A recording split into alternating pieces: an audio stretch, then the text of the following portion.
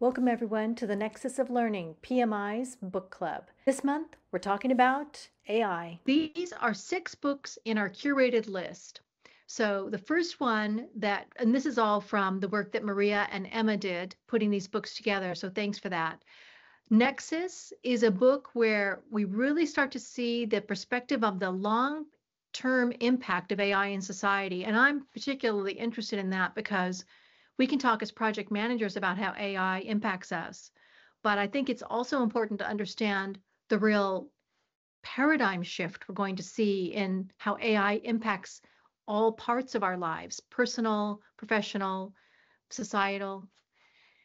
We also have generative AI in practice. Again, another really nice tool to look at the specific tools being used today and how they're being used. So I'm hoping that Rika is going to help us break that one down because that's kind of your wheelhouse, isn't it? We have 2 more books here. One is 10 Must Reads by Harvard Business on AI. And what I really love is I like to read a lot of books by Harvard Review because Harvard Business Review has such a specific voice and uses a lot of data-driven facts. And I love that about it. What I like about Harvard Business Review is because they're business focused, is that they do have this ROI focus, this return on investment or return on value focus. And we need those kind of data points also as we do work with AI today to make sure our business understands the value we're getting from using AI, not just the expense, not just the coolness factor, but also what's the real value return. And then AI Revolution. I mentioned this earlier. This is where Maria has connected us with author Jennifer Barlow, who'll be joining us in the March book club to talk about her book, AI Revolution. So we're really looking forward to having Jennifer join the book club. We'll have our normal forum of discussion, but also we'll have to hear from Jennifer to see what motivated her to write this book and what her findings are. The last 2 books in our curated book list are AI Superpowers. This was one I really liked because I was interested, since I come from Silicon Valley, about China versus Silicon Valley. And I've put some of the content from that book into our book club review today. But a lot of it I found to be kind of the socioeconomic uh, world order sort of situation, as it says. And so I felt it was a little bit more political than we wanted to talk about today. But I find it a terribly interesting book, and I'm listening to it now on Audible. Human and Machine, I actually am reading the book, but also using AI to find the practical cases. And there's a couple of things I really love about this book. One is this concept of melds, which we'll be talking about today in detail. Emma suggested I actually just put up some AI definitions. Like, what are we talking about when we're talking about AI? And so this is the concepts I found using ChatGPT. And so it must know. But I guess I'm more wondering, do you see this point about AI as a broad technology that enables machines to perform tasks typically required human intelligence before? And I guess from my viewpoint, it actually kind of goes beyond, like summarizing. I guess Blinks used to do that the old-fashioned way, where they would summarize books by having people read them and figure them out. But I would say today everyone uses technology for that. In ChatGPT, they talk about narrow AI as we are here now, and general AI as not yet achieved. Super AI is more like in the movies. Does anybody have a difference of opinion on this thing?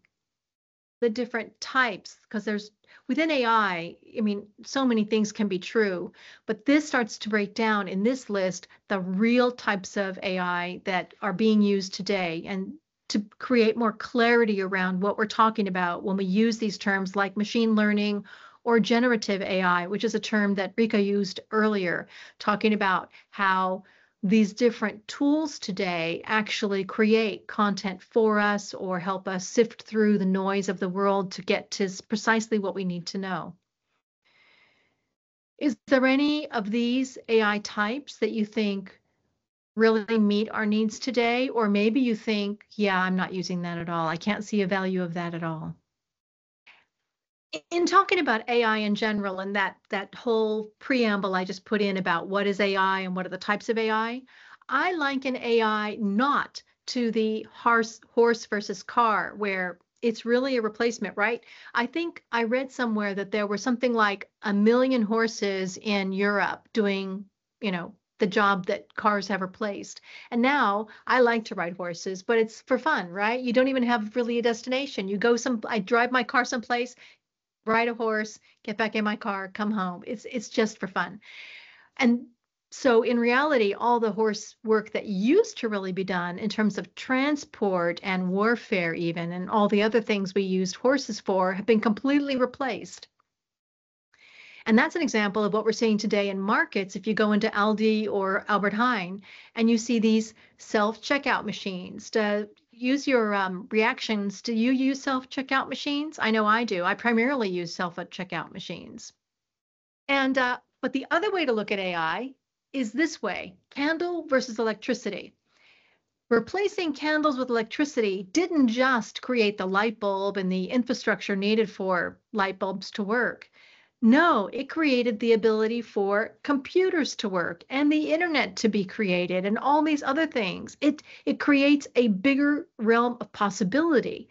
So it's not a replacement, it's an augmentation. What do you think, Martin? Do you agree with that analogy? Yes, I think so. Yeah, and I think for a lot of us, I guess, Rika, you could speak to this. This is where we think AI is really today, that this is an augmentation. It's opening the aperture of what's possible. But a lot of people are afraid that the future will be the horse versus car. Yeah, or even worse, the Terminator, where they do away with us because we're no longer necessary. It's true. Both the book I was reading about Silicon Valley plus Silicon Valley in China, so the political landscape of AI, but also the book on human plus machine did this kind of milestone. And again, this milestone map was created from our friends at ChatGPT, and I added a few extra bits. So in the early days, the Turing test, we all know about the Turing work that was done in the UK. So that's when the West starts this whole concept of computers, and you could say AI to some degree. And then in the middle section, we see Silicon Valley really coming into their own. Although IBM is actually from the West Coast, Silicon Valley has historically been sort of the place AI has been born and is living today. But in fact, the story that's being told in both of the books I've read, especially the one about China and Silicon Valley, the AI Superpowers book, talks about how when the AlphaGo defeated, which is a game, defeated the human champion, and this is a game supposed to be like, multiple X more complicated than chess. So it really does need insights and intuition and all of those things. It's not just an algorithmic situation. That's when China woke up, because AlphaGo was a big game in China. So from that perspective, I would say that it's clear that the tables have turned in terms of both the history of AI, but also the players in the AI world. This is what I got from these two books so far. So my focus today, as I said, is on human and machine, but if you're reading a different book, let's compare and contrast them. I really liked in Human and Machine the idea of amplification, interaction, and embodiment. The case studies they gave, which is something Rika mentioned about how case studies are so important, but also this concept of melds and eight fusion skills. And I'm going to tell you more about that as we go through. By the way, this entire slide deck will be also available to our chat group on LinkedIn. So if you haven't joined the LinkedIn chat group, which is specifically for the book club discussions, please do that so you can get access to this full PowerPoint deck. So my first question is, after all this information I've just talked about, this brief history in time and all of that, what's your current understanding of AI's role in work, and how do you feel about it impacting your industry? I read an article in the communications of the ACM, which was very interesting, because when we are always talking about prompt engineering, prompting AI. And it reminds me somewhat how about what I experienced when I was a lot younger, when we prompted our MS-DOS or early Unix machines, telling them with just text what to do. So I would expect in 3 years that we have a decent user interface to those tools, that we can really use it efficiently instead of copying text and throwing it at the AI. Yeah, absolutely. I agree. I'm suffering now with ChatGPT, and when I want to make a model of something, not a chart, but a actual visual, that it's not great yet. And when I try to make it great, I basically suffer a little bit from it. But I think that might be, I'm on 4 and I'm on the paid version, but still, yeah, not working great. I'm going to go ahead and go on, but if there's more you want to say, just chime in. You don't have to even raise your hand. You can just go ahead. Maybe we can read the comments that Philip has made, because he cannot use he cannot turn off his microphone. Thanks. So in work, he is limiting using it for creating text, getting additional ideas for PM-related topics. So limited usage capabilities at the moment. And he says that his company, for example, has a lot of security concerns for using AI with proprietary data. I think it's everyone's concern. And in 3 years, he expects more maturity and usage capabilities to better support replacing potential. I wouldn't say that, replacing potentially PMOs. As everyone is saying about AI, AI will not replace anyone's job, but someone who can use AI may replace someone who cannot use AI, because of that thing that you've mentioned, Lise, earlier, that the collaboration between the humans and the machine is essential. We have not reached yet the point where AI can do everything by itself. It does not have the logic and the sensibility, whatever, I don't know, to act upon himself. Not today. So AI has been used professionally in healthcare, in financial institutions, in software development for many, many years. AI has been here, but generative AI has been commercially available to us for the last 1.5 years, 2 years, maybe, with ChatGPT. And I think there are concerns about security, but if you get to know it better, then you can use it immensely and, better do your job.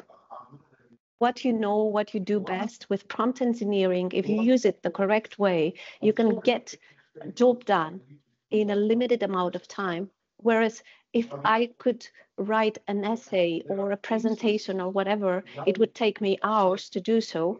And AI is my collaborator on that.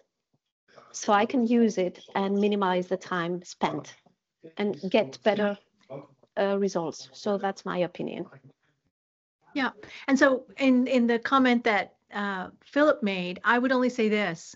I think his comment was something like AI can replace PMO. And I would say this. I was a partner at IBM for 17 years. And what we did see was in the last years where AI was coming on board is that actually secretaries did get replaced because people could just type their own letters very quickly by just normal technology was replacing them, in fact. And even now I'm planning a trip to to Japan, and I had AI plot the whole course, plan it all. So we'll see how this goes. I'll let you know. Stay tuned. I have to get you tips on that. Well, I want to add some comment. And on that point, I wanted to talk about data, for instance, as a moment. One of the things that this human plus machine talks about is what they call the missing middle, which is this point about man versus AI. And I'm going to talk about that for just a minute so we can have a dialogue about it. So first is this idea of MELDS, which is an acronym meaning mindset, experimentation, leadership, data, and skills. And to that point, data is listed here. And part of the issue that I think people have both, am I giving all my data to AI that's being reused, which is a thing today, and how can I keep it, which is what Rika just was telling us, how to keep your data private, even if you're asking AI for help. There's some other things I know big companies are doing about that as well. But I really love this concept of MELDS because it ties into this mindset change we have to have and how we actually have to become learners of AI. It's not just jumping in and doing it. You have to understand what you're looking at, what it means to be talking to the child version of AI, and also how we still need to step up and be leaders, not only committed to responsible use of AI, which again was just being discussed, but also the implications of what AI use means, the kind of democratization of information, but also how it can become biased in its use in other ways. Data, how you have access to data that maybe you shouldn't have, or how you can control data that you don't want to give to the general population. And here's one I really like because I'm a big skill building kind of person, and that is how you can develop specific skills. And this, I think, was Maria's point too, that as you're using AI, it's your skills that will develop too, so that you can become a smart AI user. And these fusion skills are something that this Human Plus Machine book talks a lot about. And when I heard about this, when I was listening and reading to the book, when I was reading the book, I really found this is something I gravitated toward. I think the big lines we understand, but these 8 skills are something unique to the book. I want to also go through 2 examples of case studies given in the book. The first one is the elevator cone, and that company needed to have, basically more sensors in their elevators to basically understand the algorithm of moving people, because basically elevators are just cars inside of buildings, right? They just move you from point A to point B. And I don't know if you've seen some of these different new elevators where you actually tell it the floor you want to go to before you get in the elevator, and then it tells you what elevator to get in. That's already AI telling us how to work, differently. So it's kind of changing the paradigm. So it actually also deals with all of the issues of enhanced customer experience, but also fewer breakdowns and things that cost the company money. So they have a clear ROI in their business case. I thought that was an interesting business case. And then Airbus, a company we know, probably we've flown on their planes, really using it to help the engineering side of things, to get all of that data mapped in a way that they can construct planes in a new, efficient way. And in both of these cases, it was pointed out that AI is augmenting, not replacing, human expertise. Maybe they're replacing some components like all the data analysis, but humans still have a very important role, and the current technology in no way replaces the humans involved. I just wanted to check with you on that and say, for our discussion, how do you think AI complements work and is helping you today? Is there anything specific it's doing today? I've already heard some examples of that. And in this MELDS model I've just shown you from the book, what do you think in terms of the MELDS model, what's the most important thing right now? And I'm going to go back to the MELDS model and take your comments on what do you think is the most important of the 5 MELDS model components to us today, and what do you think AI is helping you on with right now? For me, I really feel like the skills is a big deal because it's really reskilling ourselves to be in an AI-driven world where we can show value creation. We can create value in ourselves, in our teams, in our projects by shifting the paradigm. And so this is one of the things that I wanted to talk about, which is recognizing in today's AI world, where we are in terms of human and machine and where those things come together, this new, you could say, paradigm of working cooperatively. and really leaning into what humans and machines together can do that we couldn't do before so well. So I come from a IT background, but I started out as someone putting data into systems, literally doing data entry. Then when I was, 20 years old, right out of school. And today, most of that has gone away, thank goodness, because it was a pretty horrible job. And now, not only putting the data in, machines can help us with prediction and memory, because, we don't have to. The beauty of the internet is you don't have to memorize a lot of facts and figures. When was the War of 1812? You don't need to know that anymore. I realize the answer is 1812. But anyway, you don't have to know that because you can look it up. And that's, I think, a real value to even how we need to educate ourselves. We need to learn how to learn, not learn how to remember things quickly, unless you are a Jeopardy player or some other kind of game show. Data analysis, automation, and the actual act of learning can now be handled by machines. And then teaching us back can also be handled by machines. Any kind of repetitive automated work, and this is true if you are doing repetitive automated work, your job is likely to either go away or morph into something else. Because there are jobs where people only put in data, and that still exists today. I don't think those jobs will be around in 3 years. I really don't. I mean, the example is that checkout clerk in the Albert Heijn or the Aldi. I mean, I don't know if we'll have people still humans in the stores very much anymore in the future. I don't know. What do you guys think? Something else this book talks about in terms of the new business model is adopting AI successfully, which a lot of you have already talked about, like what they call the missing middle, this issue about understanding where tasks can be automated and where humans are still necessary for key points. An example of that is where AI is improving human expertise by giving us knowledge, but we have to still value that, just to the point that Elena was making. The other one I really liked about this book, and I've noted the chapters you can find this information in, is this idea of we train the machines, which is true. And again, if you've looked at that video I posted, actually after a while, we train machines or bots train other bots, and therefore we get into true machine learning through that method.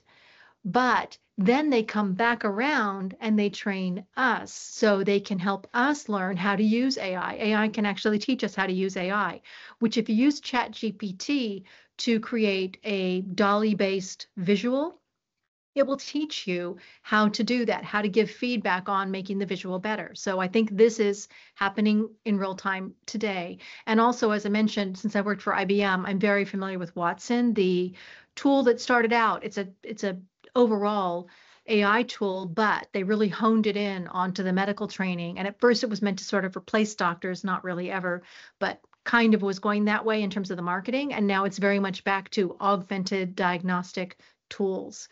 And I think that's where the concept of creating a more accurate piece of information so that the doctor can make the final decisions has proven to be very effective. And then lastly, reinventing work with AI, changing the game completely. This is more industrial revolution type stuff that we talked about earlier, horse versus car or candle versus electricity, and really talking about reskilling people. Maybe people who are doing PMO today, we won't call it PMO. Maybe we'll call it something else. I don't know, because they'll be doing extremely high value work versus sort of data entry and copying pages onto something so that you can have a meeting. I think the whole concept of how meetings work today is already shifting quite a bit. So based on that, we come to this idea that I really like of these 8 fusion skills. And I've created this schematic to take the content that was very dense in the book and kind of summarize it to, there's 2 sides, right? Kind of almost like 2 sides of your brain. The things where AI is augmenting, we're collaborating with enhanced AI content. And the other ones where humans actually need to evolve to basically shape how they treat AI. It's a different thing. It's the next level up where we need to change some things about how we do work in order for AI to have these big improvements. So let me just see if you can get a reaction on. Does this resonate with anybody? Go ahead and put a like or a hands or whatever you want to put up to see, is this kind of idea of these 8 fusion skills resonating? Martin, what do you think?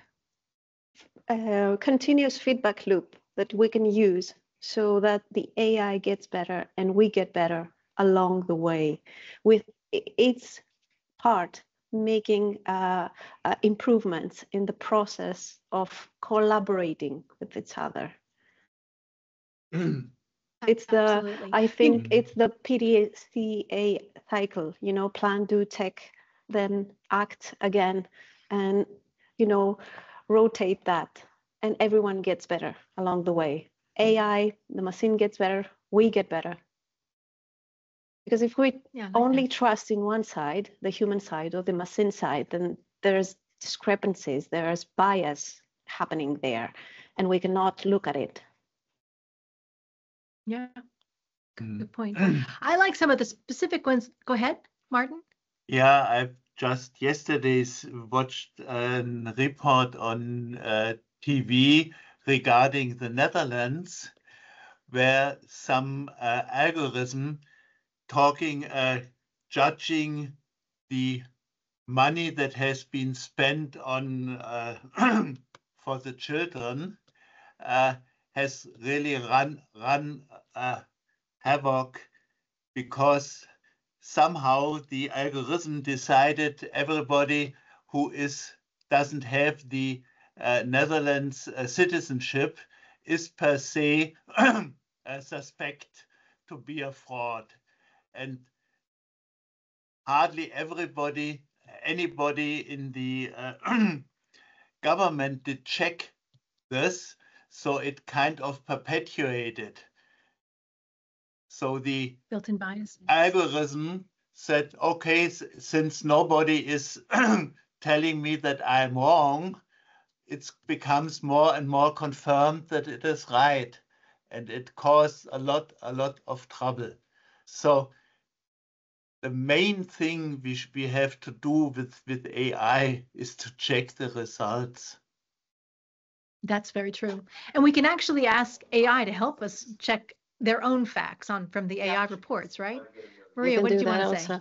Sorry for interrupting, Liz. Yes, that's exactly right. We have to combine supervised and unsupervised learning at the same time, right? We have to let the machine do its work with unsupervised learning, but then we have to get the results there and search for bias, search for wrong answers, give them feedback. So that's supervised learning. I agree. Yeah. You know, of this list, the one I really like, and maybe it relates to me because of my own biases, is rehumanizing time. I was thinking about the industrial age. I mean, I'm not that old, but anyway, I was thinking about how it was before. For instance, people used to sleep in they have a word for it, I can't think of what the word is, but 2 different sets of time. So people would sleep sort of early evening when the sun went down, and then get up in the middle of the night and do stuff, and then go back to sleep and wake up around, when dawn happened. So this concept of even how we slept and how we are so clock driven, there weren't a lot of clocks. There was that one big town clock like they have in the Czech Republic in Prague, but people weren't aware of time in the same way, but they were very much more aware of moon phases and sun phases and all the things that impact growing and animals and life in general. And I think this rehumanizing time, I'd be really excited to see. I mean, I'm seeing improvements in how I use my time, because I have a lot of different things I do, and I use AI to do at least 3 or 4 of those different things. But on the other hand, are we creating a new kind of time that's different even than before the industrial period? Are we entering a new sort of AI industrial period? I'm interested to find out what you think about how you actually spend your time. And are you spending a lot of time learning AI and how to use it, or are you using a lot of time leveraging AI and getting benefit from it so far? And I think most people right now are where you are, Martin. I would say I'm somewhere in the middle. I actually use it to create a lot of content and other things I do. And so, yeah, but I'm not using it to time manage myself right now. And I know people do that. So Philip in that says he is trying to use it and learning on the go. So I think it's what Maria? Rika said. If you use the machine with prompt engineering, you can like create threads of certain topics or projects that you want to work on. For example, I'm learning German at the time, right? And I have a specific thread about, let's say it's a sort of an agentic AI to help me learn the German language better. So I've used it, and I've said to it from the get-go, if I give you a noun in English, I want you to translate it in German and give me use cases. Give me the conjugation, whatever, the rules, the grammatic rules, the syntax rules, whatever.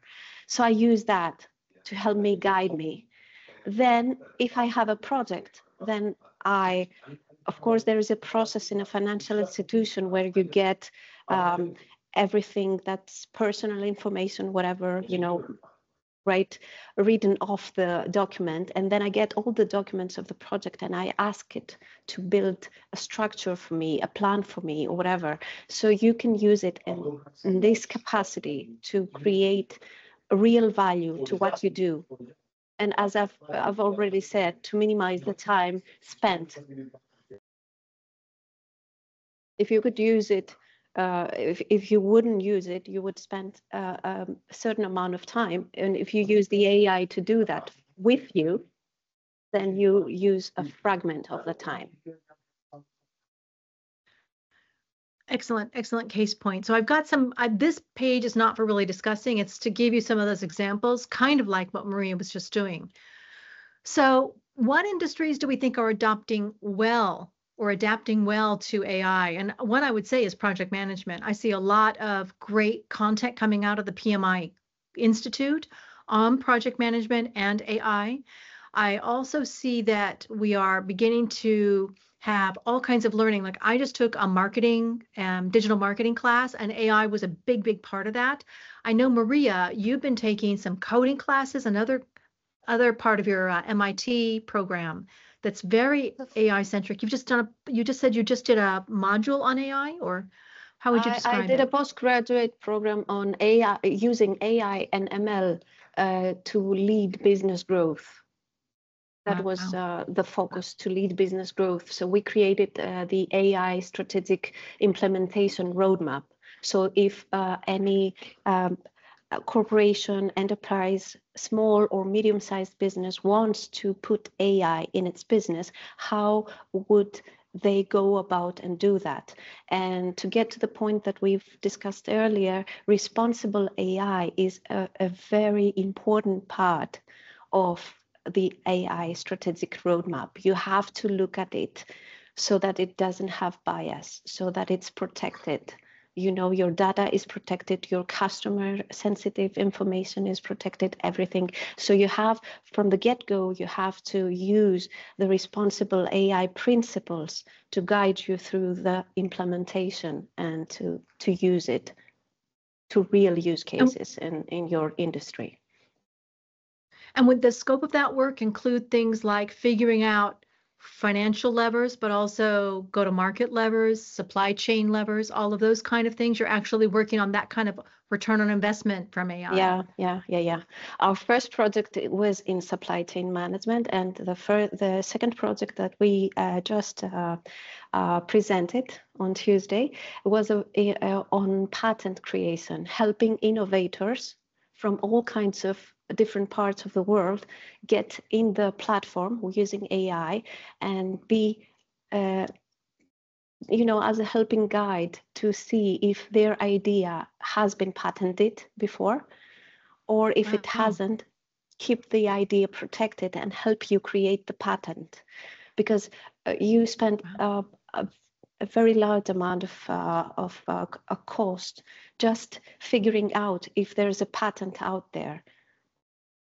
So this idea of using AI to help you do that, it minimizes the cost, and it helps innovators from all around the world to create their own patents and use them.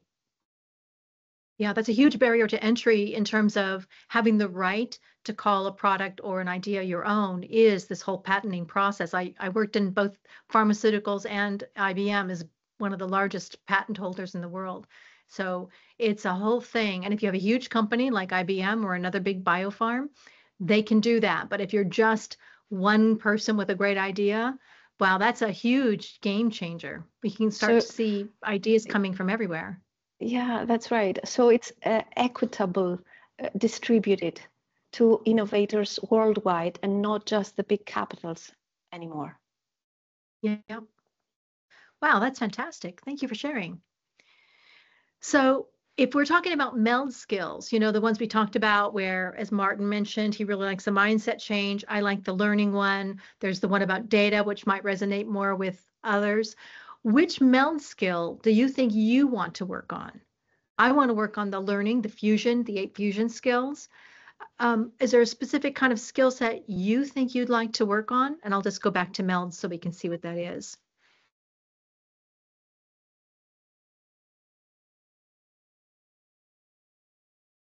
I don't know if there's one that really resonates with you. I feel like relentless reimagining is a little bit what Marie just talked about, this idea of breaking down the barriers and reducing the friction of the whole patenting process to democratize it. I don't know, I'm having a problem with that word. I also like this whole idea of intelligent interrogation. But go ahead. It's a Greek word, that's why. Oh, that's why. Of course it's a Greek word. What am I thinking? Yeah. I like the idea of this intelligent interrogation. That's a little bit what Rika was talking about, which is asking the right questions, this idea of engineering, that the prompt engineering concept. I mean, one of the things I really love is there was some training done by AI training done by PMI. And in that, they talked a lot about prompt engineering. And I got so much better at prompt engineering after taking that course, which I'm going to talk about at the end of this discussion. Anything else, Martin? Oh, the questioning of the results, that's something I should focus on. Yeah, finding ways to validate. Because in the early days of my using ChatGPT, boy, you couldn't believe anything that said. It was really bad. So here are the final thoughts. I've taken you through this first book with a little bit of help from one of the other books, the Superpowers book, but really focusing on the Human Plus Machine because that book really resonated with me. I've enjoyed reading it. I read it bookend to bookend, but still used AI to help me make this presentation for us today. And yet it still took hours, you guys. So I don't know, maybe it's me, but I'm not 100% better on my time management with AI. But anyway, so do you think you can prepare for AI's continued influence on work? And what are your key takeaways from the discussion we've had today? Anything you learned or a new thought, or maybe a thought you don't agree with, or maybe a thought you think, I need to consider it more. Maybe I'll read that part of the book. I really like the different points of view about AI and also the thinking about the skills and how we can become even better in the usage, or better to say, exploiting AI. And I definitely will also read that book, not only the one I'm reading now, but also this one. Thanks. Oh, can you share the one you're reading in the chat as well? Because I think people might like to know that. Yeah, Becky says, I will add this book to my TBR list. I like that it has case studies. So that's, I think we learn a lot usually about through case studies, not as much or more than we learn through theoretical treatments. Yeah, agreed. Thank you for that, Becky. And Elena, thank you for your comment. Maria. An interesting thought, you know, if everyone gets to write its own industry, we can create some use cases for its industry. So we have 10 people in the group.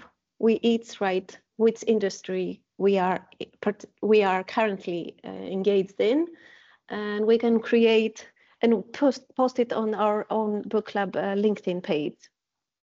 I can do like that for you. that. Can everyone do Yeah. that in the chat? And if Maria, you can capture it in the chat and then just WhatsApp it to Yep. our book club group. Yeah, That'd be Yep. great. Yep. Fantastic. Good. So So I'm for me, starting. I can't write it. Yep, you do that. And could you write one for me, which is I'm in the education space and I absolutely use AI for education creation and education, finding out what people want to know. I use it both ways. Should I write digital marketing also for you? Yeah, digital marketing. And the third way would be travel. I'm now using it to do 2 types of travel planning. Yeah. Good. So Becky says aviation and Philip IT consulting. Great. Yeah. Wow. Is there a specific Becky, we industry, have to hear more Philip? from you in the future. Yeah. I know aviation is using digital twins at the moment. So I have an interesting use case I can share. Great.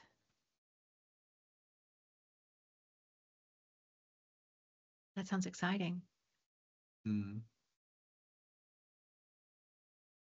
So while you're putting that in, thanks everyone. I'm just going to go ahead and keep going. But if there's anything else you want to mention or just a final thought you want to share, I've got some more slides here, some more content to go through, but we're going to come to the end. And then I thought we can just have a open forum for the rest of the call. We have a few minutes left. One of the things I want to do is go back to something I mentioned before. I think all of the people on the phone today or on the call today are on PMI or PMI members. And if that's true and you haven't yet tapped into it, then I would really suggest taking these 4 courses. And there also are podcasts available again on PMI.org. If you go down to the bottom and look up artificial intelligence, you'll get all this data. So I just want to put a shout out because PMI is our organization and they are doing a lot in this space. Mm. I also wanted to quickly talk about Women in Projects, who was the sponsor, along with the German chapter, for the Women in Projects Network and the book club. And I wanted to tell you about what we're doing. So every year we have 4 webinars, which are based on workplace equality and diversity. But we all know a diverse organization makes a stronger organization. So we're focused on how to be better as a society, as organizations, and as human beings. So that's the focus. We'll be having our first one coming up on the 7th of March related to International Women's Day. Our book club, we do monthly. We generally have it on the 3rd week of the month, the 3rd Friday. However, because of certain holidays like Christmas and Easter this year, we move that date around depending on those kind of other things. We have our LinkedIn group for Women in Projects and our book club LinkedIn. And we have a YouTube channel where we show new content, unplayed content, never before seen content, but also we share our book club and webinar replays. And then finally, we also do meetup and live events, which we're working to do more of. And the book club, again, will take 1 or 2 more books from our curated list and, like we did today, take you through that content. Thanks everyone for joining, and we'll see you at next month's book club.